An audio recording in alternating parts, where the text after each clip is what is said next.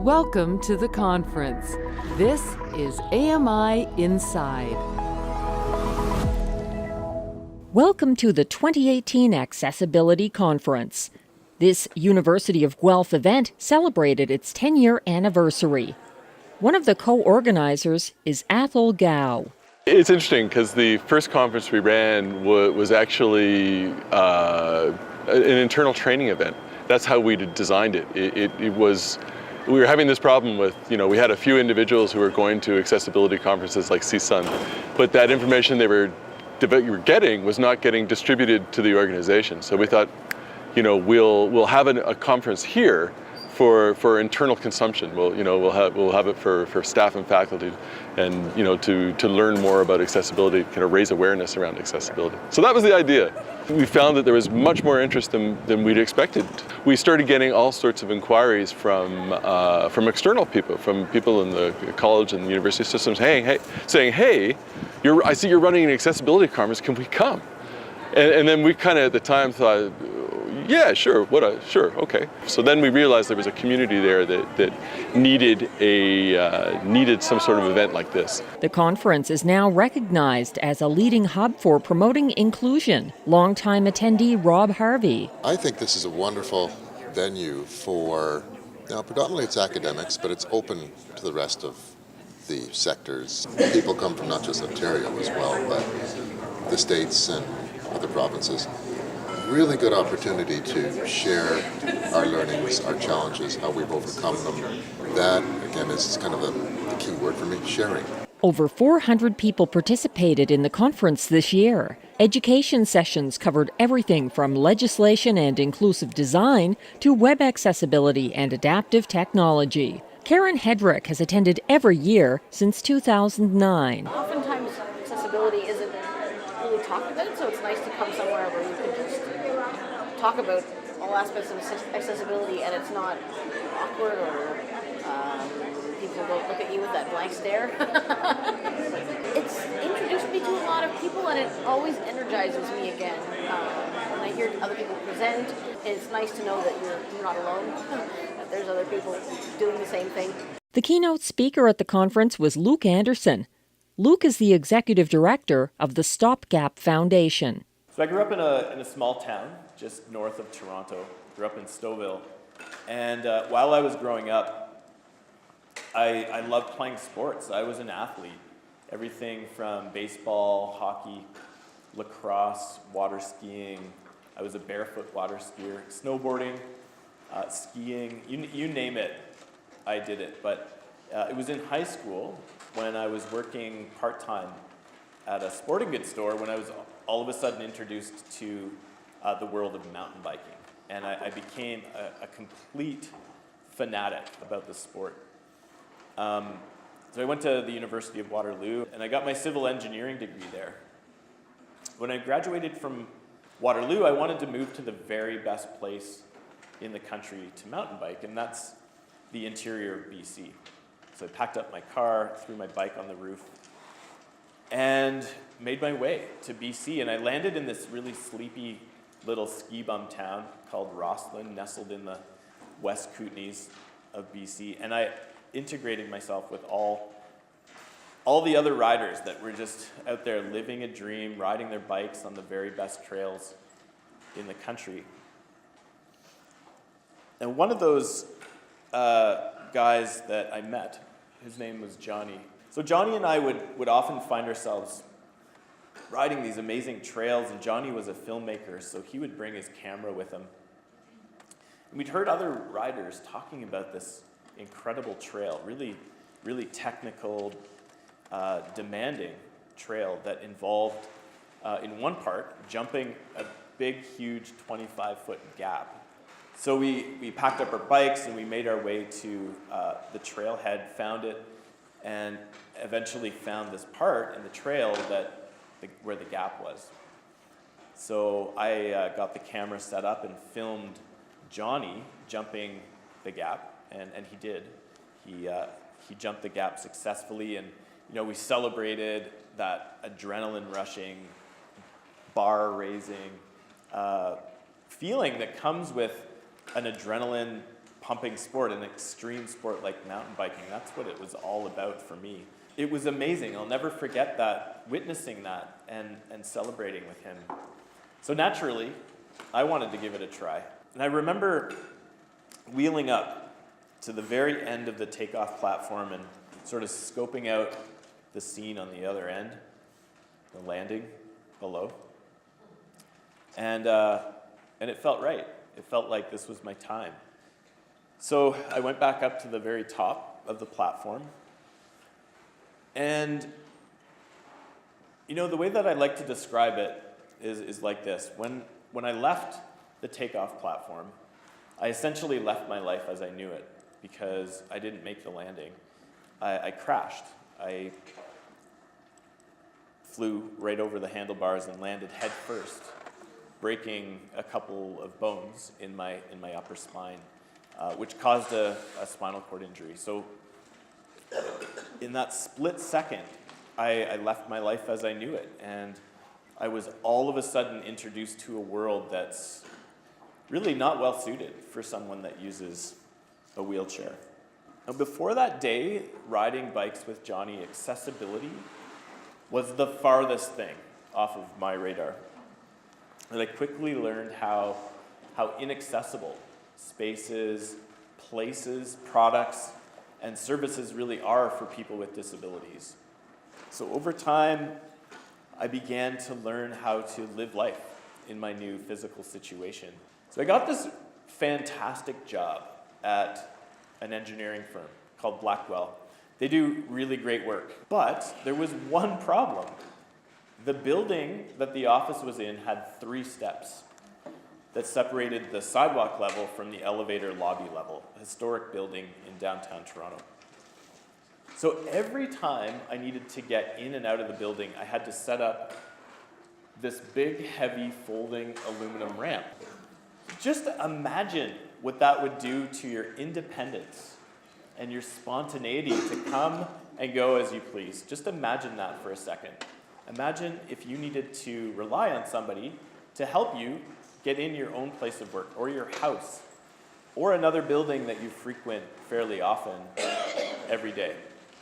Well, yeah, I had to deal with that for 8 years, and that really made my frustration boil over.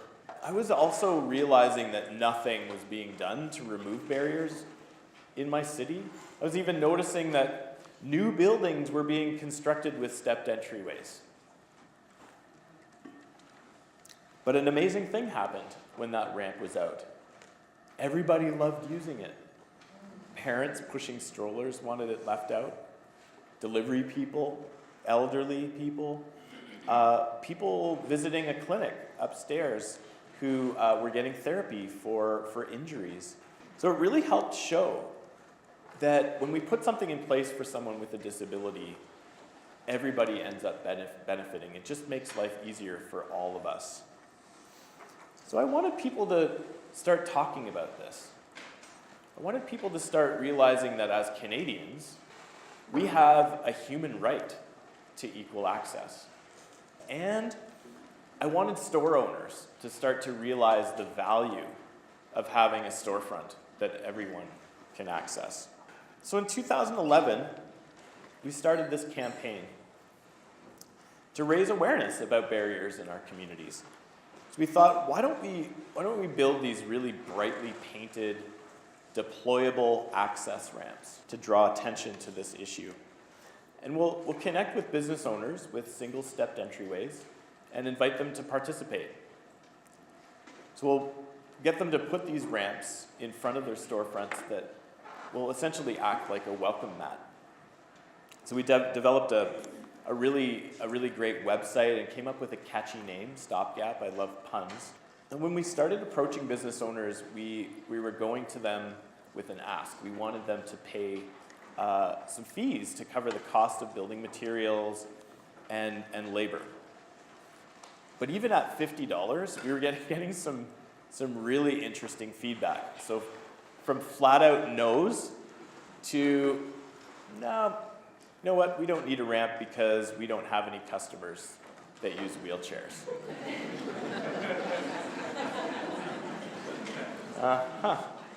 So we had to figure out a different approach. So we pulled together a bunch of volunteers, we got some building materials donated from local hardware stores, and we went back out to many of those business owners with an offer of a free ramp, and we got a much different response. The businesses loved the ramps, their customers loved the ramps, and everybody in the community responded so well to them. So it just told us that we needed to do more of this. So we moved our project into different communities within Toronto. Roncesvalles, Kensington Market, the Danforth, all throughout the city, and we got similar responses. All of a sudden we started hearing from other people across the country. They wanted to bring our project to their neck of the woods. And so consequently, we started seeing ramps popping up all across the country, from Halifax and Charlottetown on the East Coast to Vancouver and Prince George on the West Coast, and everywhere in between, except for Saskatchewan. I don't know what's going on in Saskatchewan. Maybe it's like really flat or something. So when we design something for someone with a disability, we all end up benefiting. Luke also addressed the unemployment crisis among people with disabilities. There's an assumption that employees with disabilities will miss work more, have lower retention rates, lower performance levels, and cost more. But I was so fascinated to find this statistic. The average one-time cost of accommodating an employee with a disability is $500. And then 57% of accommodations cost absolutely nothing. Many people with disabilities acquire solid problem-solving skills, managerial skills, communication skills due to their lived experiences. And many are simply preconditioned innovators due to necessity, with a real special set of tools which includes resilience and patience. You know, I think we really live in a time that's calling for innovation to help solve some of these big issues that directly affect so many of us. Now is the time to start seeing people for what they can do instead of what they can't do. You know, I believe as we develop a critical mass of awareness and understanding of the potential of people with disabilities, we'll start to tap all of that potential and build a better, a stronger, and more inclusive society where everyone is able to contribute and help make a difference. Coming up next on AMI Inside. One of the biggest frustrations I encounter is I'll fill out a form, I'll complete it, and I'll think it's all done, and then I'll get this message. One or more of the required fields was left blank. AMI Inside will return. This is AMI Inside. Welcome back to the conference. You guys are the best looking group I've seen today, just so you know that. My name is Keith Bundy, and I'm a digital accessibility consultant and trainer with Sight Improve. Keith gave practical tips for developers on how to make web browsing easier for people who use screen readers. It's very important to have good descriptive link text. And as you do that, make sure that the link text makes sense when it's out of context. Now, is there a way to go from the link list back to the context? Yes, there is. But the two problems with that are some beginning screen reader users may not know how to do that, and it takes extra time. And most of us go on the web for one reason: efficiency, right? You can do things more efficiently on the web than you can in other ways. So we recommend text that can be understood out of context. The things that you want to avoid are things like click here, go here, learn more, read more, because if someone's browsing a screen reader with a screen reader by links, they're not going to know what those links mean. Click here, learn more, go here. It doesn't make a bit of sense to them. Images. It's very important to have alt tags on your image. Alternative text to describe at least the purpose of the image on your site. Now, there used to be a big war back in the beginning days of the web There were sighted people who said, man, we love our images, we need those images, and there were some blind people who were saying, we need you to take those images and put them somewhere where they will never resurface again. Well, fortunately, things have changed, and now you can have awesome images, and people who are using screen readers, if you put the alt tags on there properly, can even understand those images and appreciate them. When I'm shopping sometimes, and this is, I'm telling you the complete truth, sometimes I'll go to the images and see what the alt tags say. I mean, you can find out a lot from good alt text, and so it helps me in my shopping. Now, if you have an image that is strictly eye candy, something that's just there because it looks cool, that's fine, but put a null alt tag on it. Alt equals quote, quote. What a screen reader will do when it sees that image is it'll just completely ignore it. It won't read a thing, and people who are using screen readers will never know that that link exists. Now, don't do what some well-intentioned soul did the other day. I actually saw this on a website. I'm reading through it, going down, and all of a sudden I hear image null, image null. Image null. They had put the word null in the alt tag for every image. Don't do that, guys. It gets old in a hurry. First one's kind of cool. Second one, nah. Alt equals quote, quote is the proper null alt text, and screen readers will totally ignore that. We'll never even know it was there. So you can have all the images you want, and we can even get things out of those. Use your alt tags to describe the image, or at least explain the purpose of the image. Those descriptions will vary based on the purpose of why that image is on the page. For example, if you've got a red maple tree and you're just trying to convey that the campus has shady spots, you just might say red maple tree. But if you're wanting to convey information about that tree, you'll want a more descriptive alt tag. Try to keep your alt tags to 140 characters or less. Screen reader users cannot review alt tags word by word, line by line. They just read the tag and that's it. So the shorter they are, the better they are. Forms. Make sure that your forms are usable by screen reader users. Filling out forms is important. On the web, people do it daily, sometimes multiple times per day, depending on their job or their purpose in being on the web. You want to do several things to make sure your form fields are readable with screen readers. One of the big things is to put labels on those fields. Make sure there's a label tag associated with each field, that it's descriptive of what needs to happen, and use that label tag. And I know you can use ARIA labels for screen reader users, but if you use the actual label tag itself and associate it with the form field, what that does is gives a bigger area to click in for people who may be mobility impaired or visually impaired and using a mouse, but it's still, they need a bigger area to click in, so that helps everybody. One of the biggest frustrations I encounter is I'll fill out a form, I'll complete it, and I'll think it's all done, and then I'll get this message. One or more of the required fields was left blank. So then I have to go back, guys, and review everything in that form to see what my screen reader skipped over and I inadvertently left blank. It's so much better if the error message can tell you exactly what's wrong and take you to the spot where it's wrong and tell you as soon as you submit that. Like, I like the ones where if I submit my email address and forget the @ sign, I like the error message to pop up immediately and says invalid address. Then I can go back right then and check it. I don't have to browse through the whole page to find it again. So that's very important.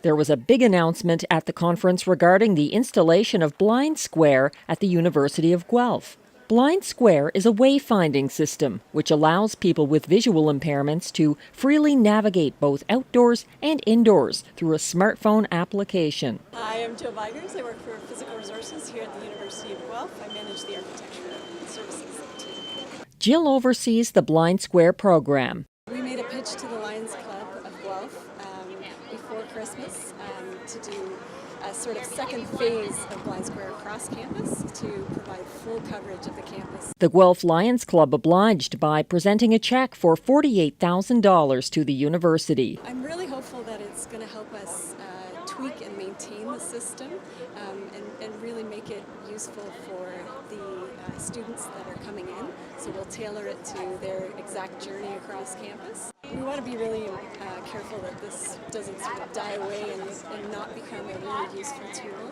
So we've developed a feedback form online that anyone can go on and suggest alterations, additional coverage, those kind of things. But we've also reached out to our student accessibility services, so they're going to go directly to any student that's registered that would use this system and provide us with very pertinent, applicable additions. If a building's not covered enough, they can ask us to add coverage, or if they find a mistake or an error or anything like that, we're going to take it in and really make the system workable and pertinent. Coming up next on AMI Inside. By the end of the year, we're hoping to have over 300 designs on our open source library, and we're getting new ones submitted every day. AMI Inside will return. This is AMI Inside. Welcome back to the conference. I'm Stuart Russell. I'm with Makers Making Change, and I'm the Regional Coordinator for Ontario. The Canadian Survey on Disability by Stats Canada showed that 80% of people with a disability use some kind of aid or assistive device on a daily basis to increase their independence and accomplish day-to-day tasks. But many of the higher tech ones are expensive. Some people receive money to help pay for their technology and through health insurance at their workplace if they're injured at work. Outside this, though, people who need assistive technology can often have great difficulty affording them. If you're born with a disability or are injured playing sports in your free time, you may not get the same support as someone who is injured at work. This prevents participation in workplaces and everyday life. Makers Making Change is an innovative community-based initiative that we connect makers to people with disabilities to create affordable, open-source assistive technology. You can sign up as a maker in order to use your skills to help someone in your community. You could be a teacher or a librarian in a place with 3D printers.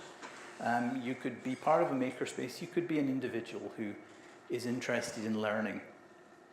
You can create a profile and say what your skills are, whether it's 3D printing, soldering or design, software development.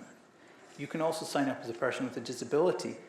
If you need a device or have an idea for a device, you can sign up and people near you can see that there's an idea or a need to make this device, and we can connect you and hopefully get that device made for you. Makers Making Change has its own assistive technology device library. So the ones that we have here is we're showing the main picture is a pen grip. Our executive director has limited hand movement, and one of these pen grips was developed for him. Next to that is probably our most requested device. It's a key turner. It's a very simple grip that extends a key. All of these designs are tested and are available for download and available under Creative Commons licenses. That means that you can make them, give them away, you can modify them, you can study how they're designed. If you modify them and make them better, please let us know what you've done so that we can learn from that. By the end of the year, we're hoping to have over 300 designs on our open source library, and we're getting new ones submitted every day. To sign up and become a member of this community, go to makersmakingchange.com. Coming up next on AMI Inside. I'm all for text-to-speech software on a laptop and highlighting and extracting text, but this is something different. AMI Inside will return. This is AMI Inside. Hi there, my name is Fernanda Bianconi, and I'm a Learning and Adaptive Technology Facilitator in the CICE program at Georgian College. CICE stands for Community Integration Through Cooperative Education. For those of you who are not familiar with CICE, it is a program designed specifically for adult learners with both learning and intellectual struggles. So our students have everything from acquired brain injuries, MID, autism spectrum. Fernanda has been using a device called the C-Pen Reader to support students with literacy difficulties. The C-Pen has really opened up a whole world for the students in the CICE program at Georgian, and I believe also for people in society in general. People deal with text every day, whether it's at school or at work or in training. So suppose you have dyslexia or another literacy difficulty and have been given some important information that you need to read on hard text. Last night when we were at our hotel, just in our hotel room alone, we had multiple hard text that someone would have had to read. Everywhere I looked, there was text. There was text on the door for the fire escape and the procedures. So think of the anxiety and the stress that something like that might cause someone with literacy difficulties. It can be embarrassing. It can be frustrating to have to ask for help from family, from friends, from your children, from strangers. So using this C-Pen, this small handheld tool, can let people access printed text at any time, in any lighting conditions, and really does open up a whole new world. So it's a pocket-sized device that you can easily put in your pocket, in your purse, and blend in. You don't have to worry about, like the quote said, standing out. You're not taking out a big laptop, and those laptops are useful, don't get me wrong. I'm all for text-to-speech software on a laptop and highlighting and extracting text, but this is something different. So the C-Pen has 4 main features to it. The first one we're going to look at is text reading. So it scans individual words or phrases. You would just simply run it across like a highlighter. Made that by the time they are 6 years old. So it reads text to you. It works in English, Spanish, and French, so great for the ESL learners. I've used it with students in the Spanish class, and it works really well because there's also a Spanish to English translation option, or French to English and vice versa. It only reads typed text. It doesn't read handwriting or cursive. The one thing that I will say is if you're scanning and your mobility might be a little bit shaky, it doesn't work 100%. So you do have to make sure that you have a good, firm pressure on whatever text you're reading. The second option is dictionary. So you can easily select a word using the Collins Dictionary, again, in any language. So that's a really neat option, having that opportunity to easily, effortlessly define a word that might be new to you or in a context that you're not familiar with. The next feature of the program is voice memos. So here we have a young girl in this photo, and she has a laptop in front of her. She has her textbook in front of her, and she is using her C-Pen to read. And then she's making voice memos, audio files, for important facts that she's read or reminders. I wouldn't use it to record a lecture. It's not powerful enough to record in this type of setting, but for small audio reminders, it's an excellent tool for students to use. And then they can play those audio files back on their computers, Mac or PC, easily by just plugging it into the USB on their computer and uploading those audio files as a WAV or MP3. The scan to file option is another neat component of the C-Pen. So in this photo, we have a student, he's reading a textbook and he's got his computer and stuff in front of him, and he's actually scanning to file. So he's able to capture and save quotes from his textbook that he's using for his paper instantly, and then pull those quotes back up on his computer later on. So it actually has 1 gigabyte of storage, so it's not a ton of space, but it does let you pull any text, save it to your C-Pen, and then you can retrieve it later on. The C-Pen has yielded positive results both inside and outside the classroom. We've seen student performance increase in our program. Students that would usually use a traditional text-to-speech software on a computer might zone out, might just keep allowing it to read. The C-Pen lets them be engaged with their learning. One student said, I just like holding the book. You know, just being able to hold the book and flip the page and look at the images. I have a gentleman in our program who is in his 30s with dyslexia. He said to me, I was able to order something off a menu on my own. I didn't have to look around and see what other people were ordering. He was able to go into a restaurant without researching it ahead of time and order something without having to ask whoever he was with or what's the special, or hope to goodness that there was chicken fingers and fries or whatever it be, and order that independently. For more information, go to scanningpens.com. Coming up next on AMI Inside. We all know that AODA doesn't have any teeth, right? It's not enforced.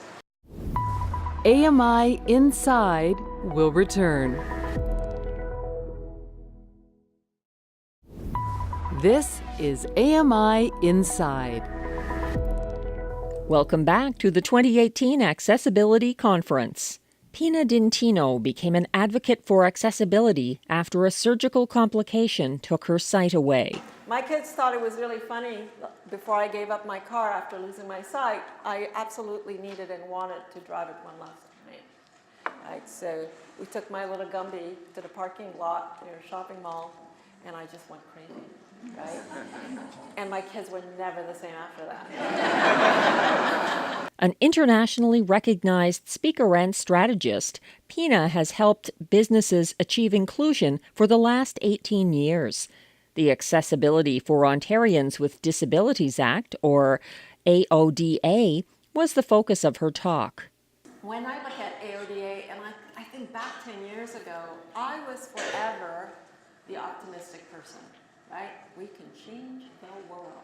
Trust us, we can change the world. But the piece that's been missing has been the cultural change, right? We've underestimated the power of the cultural change. I think that we talk about leaders, we talk about the fact that we need to have champions, right? But without the cultural behavior observation component of things, all of these regulations, all they are instruments, right? They're just there to help us understand what it is we need to do, but they're not there to tell us about how do we change our culture, how do we change our behaviors. You know, what's important, the human aspect, I felt, was really lacking, right? We all face disabling situations, and the needs to respond to those disabling situations vary from one person to another. We all know that AODA doesn't have any teeth, right? It's not enforced. And I mean, the government can say that they're looking and auditing and whatnot, but we know that it's not really being enforced. The other thing I think that people really have a problem with the AODA is that they govern themselves, right? Who's actually looking to see, whether they're doing a good job, right? How are they being audited? And I know that there are reviews every 5 years, but at the end of the day, they sort of regulate themselves, they sort of oversee themselves, and I think that doesn't really give us the perspective, and doesn't give them the perspective to really try and progress, perhaps in the right direction, or as fast as they need to progress, right? So some of the feedback I get when I talk to constituents is, well, what do you mean by a service animal, right? Does that mean I can bring my little monkey or my snake, right? Because I feel that my little snake, my little cobra, is good for me. It's keeping me calm. Well, I'm glad it's keeping you calm, because it's just empty. The whole restaurant, everybody just left, right? But it just, rather than provide some clarity around that, I think it created more ambiguity, and as a result of that, it created a lot of anxiety on both sides. So I, as now a service animal handler, have to make sure that I have papers to say, yeah, she's legit, right? And for people in public spaces or private restaurants, hotels and so on, it has forced them to change all their policies. But then how does that impact the rest of the population, right? I want to say, think of me first, I'm disabled, yay! But if we're talking about inclusion, it's about everybody, right? It's also about the person who's sitting next to me who may be allergic, or who may have a fear, or may have a cultural bias. It's also about them too. So how do we balance that? And I don't think the AODA did a good job there. When we think about employment, the unemployment rate, 49%, depending on what numbers you look at, what statistics you like, it hasn't changed. So while we talk about developing all these plans and making sure that you have all these policies, what has that done for employment? Transportation, this is another one of my big beefs, right? Because when we talk about transportation, we often get the views of big cities, right? And I go to Toronto very, very often, and I see all these new vehicles now that have, you know, the new lower step, right? In the cars and in the buses and all that wonderful stuff. Yet a lot of our subway stations don't even have elevators. So it's not working, right? There are policies for specialized transportation, right? That if you miss an appointment or two, maybe even three, okay, let's be honest, right? The specialized transportation can take you off their list. And suddenly you don't have any transportation. So how do you get to work? How do you get to your medical appointments? How do you get to school, right? And this is happening. This is, you know, I don't want us to think that this is isolated to one area or another. This is happening all around us, as we know. So the journey continues. And AODA, as I said, while it has many, many faults, we wouldn't be here today if it wasn't for it. We wouldn't be talking about it. This conference, in some ways, would not have been happening because of AODA. So it has put accessibility on the map, and not just for Ontario and Canada, but it has done it globally. When we look at a lot of the other global regulations that are happening, many of them are actually mimicking the AODA or are taking the lessons learned from AODA to develop their own. And we are, I think, getting better. There are more and more initiatives where we see that designing for inclusion is at the forefront. Do we need more of it? Absolutely. I'm not going to say no, but we are seeing some trends, right? And people are asking more so the why not versus the why do I need to do this?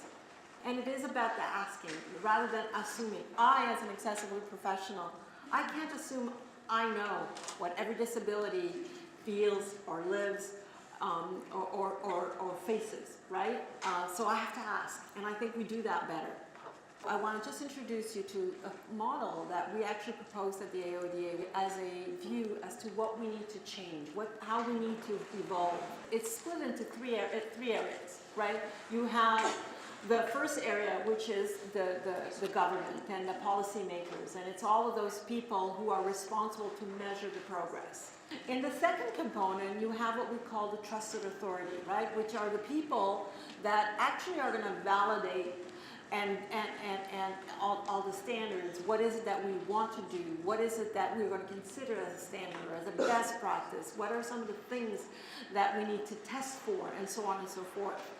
And then you have the third component, which is the community engagement, which is all the people out there that always use these products and services, and that have a say in the development of those products and services. And what this is about is it's a bi-directional kind of model where everybody feeds into each other. No area of this model works in isolation. Everybody sort of has to feed the other in order to complete their component, their part of the work. And it's a process, or it's a platform which we want to encourage innovation. We want to encourage flexibility and agility. We don't want to have regulations that are frozen in time. We want to have regulations and policies that we can walk along rather than having to chase. Can we do it? I think we can. I think with the right leadership, I think we can do it. I think you guys are leaders. You guys all have a role to play in leadership, right? And I think that each of you are experts in your own right. So I'm counting on you. I'm looking to each one of you to take a leading role, to take a part of what you know and a part of what you're good at, and just forge forward, become leaders within your own right, and encourage others to follow. Remember, it's about you, it's about me, it's about all of us, because we're all in it together. Past keynote speaker Jeff Preston was also at the conference. Jeff is an assistant professor of disability studies at King's University College. In the same way that the AODA tells us that we need to start thinking about the physical world, about the ways in which the physical world prevents people from getting included in our community, I think we also need to be thinking about and looking at the ways in which policy and the ways in which we develop, design, and build policy fundamentally needs to change as well. That we're doomed to make some of the same mistakes over and over and over again, based largely on the fact that we have a lot of imagined ideas about who the disabled are, what they need, and how we should help them, that are not based actually on reality, but are based more on internal concerns around vulnerability, fragility, and a fear of dependency. But I think the most important thing that I really get from this conference, and I hope that the people that participate here as well, it's really easy to get beaten down out in the world when you're fighting for accessibility, when you're constantly arguing with people to try and get access. I think what's so incredible about this conference is this is an opportunity for like minds to come together and to not merely identify what is wrong, but to really engage with designing the next solution, to engage with designing the next technology that's going to move us forward, that's going to open up access for people that for too long have been barred access. The world can change. It is changing. And I think that this conference, fundamentally in Ontario, has played a massive role in moving forward the agenda of accessibility in Ontario. Producers: Christian Urban, Randy Urban. Narrator: Melissa Keith. Videographer: Sabre Walker. Editors: Christian Urban, Randy Urban, Andrew Antonello. Manuel Grados Andrade. Integrated Described Video Specialist: Emily Harding. Production Supervisor: Janice Civitilli. Director, Production: Cara Nye. Director, Programming: Brian Perdue. Vice President, Programming and Production: John Melville. President and CEO: David Errington. Copyright 2018, Accessible Media Incorporated.